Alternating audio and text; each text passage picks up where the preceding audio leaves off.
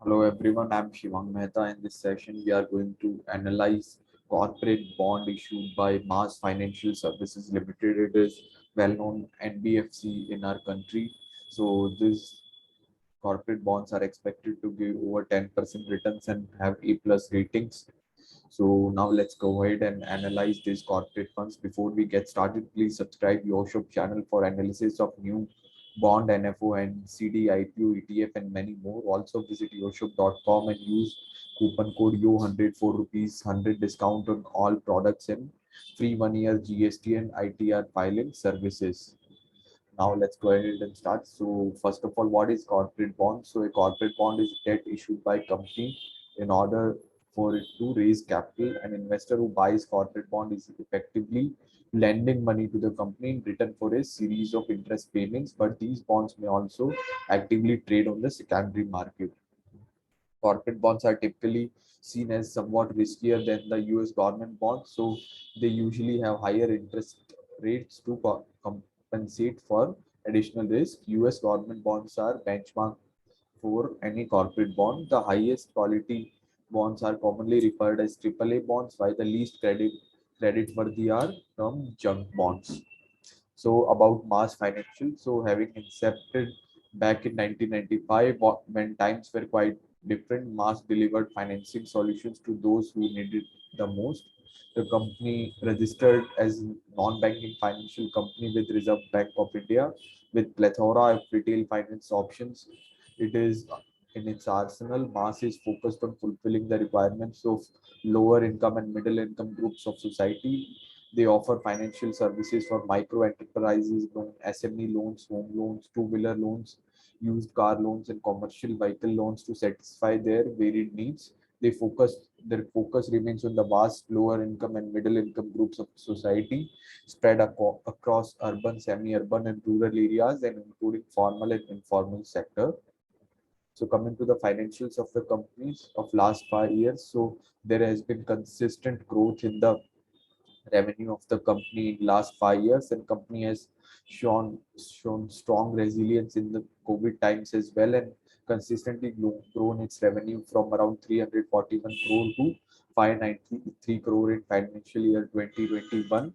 So in 5 years, revenue of company has almost doubled. Coming to the expenses of the company has also doubled in 5 years from 238 crore to 401 crore.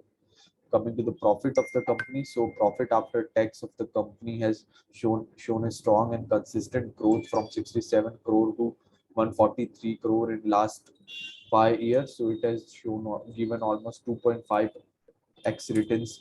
The company has given 2.5x returns for its investors in last 5 years, and it has it has very strong financials. So any corporate bond is safe with the company. Corporate bond details. So Mass Financial has came up with a corporate bond for 10 years. It is rated by A plus and yield is 11.46%. At this point of time, yield keeps on fluctuating. It's an NBFC corporate bond and regular income. So your interest comes regularly in your account and it is not accumulated and comes at the time of redemption. Face value of one bond is 10 lakh. Coupon rate was 10.75%, which is fixed. It was issued on 29 December 2021 and maturity is 29 December 2027. So from now, redemption period is 5 year, 8 months, 10 days.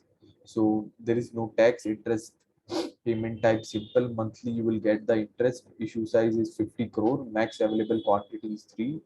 TDS on interest is applicable. Call option no. Put option not available. Government guarantee no. These are unsecured loans. So risk of investors increases when it becomes unsecured. So any asset of the company will not be liquidated if the company become unsolvent to pay off these corporate bonds. And yield of the company will keeps on fluctuating according to the price of the bond in secondary market. Coming to the pros, so bond holders generally rank higher as a creditor than shareholders. So if a company fails for some reason after a corporate bond investment has been made, then the bond holders typically rank higher than the shareholders do when debits do get paid. This higher priority gives you a better chance of recovering most, if not all. bonds coupon payments are structured. So you know for certain about the interest payments you will be receiving when you invest in the corporate bond. So coupon payments are structured much like any other loan a consumer might take out to purchase something. So dividend payments and other disbursements are at the discretion of the company. Pricing of the corporate bond is typically stable, so you won't have some same price fluctuations with corporate bonds as you have with the shares or other investment opportunities. This means you can know with some certainty what the face value of the bond will be and have some predictability on what your income stream will be over the life of the investment.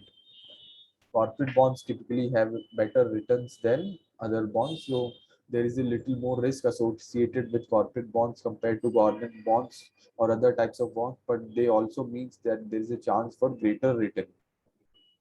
Some corporate bonds can convert into stock, so they are called convertible bonds. So although this adds to the risk assumed by the investor, it also seems that the investment can be sold at a current market value. This move could bring more profits under the right circumstances.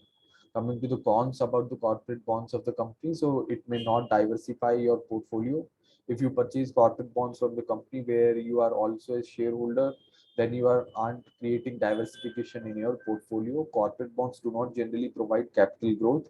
This type of investment is not designed to increase in value over the life of the corporate bond. You will receive timely interest payments, assuming the company does not default on them and receive your initial investment back.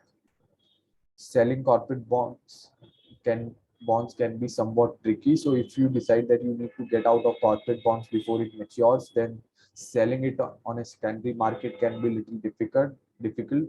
There's good chance that you won't receive the full face value of the bond due to lack of liquidity in the market or the unsatisfactory ratings or many other reasons. So secondary markets typically have fewer buyers. Sometimes you won't even be able to find buyers when you are interested in the corporate bonds as an investment on the secondary market. So now you should consider your long-term wealth creation vision, your risk appetite, your diversification targets, and wealth creation vision, and should plan to invest in the corporate bonds of Max Financials. Thank you.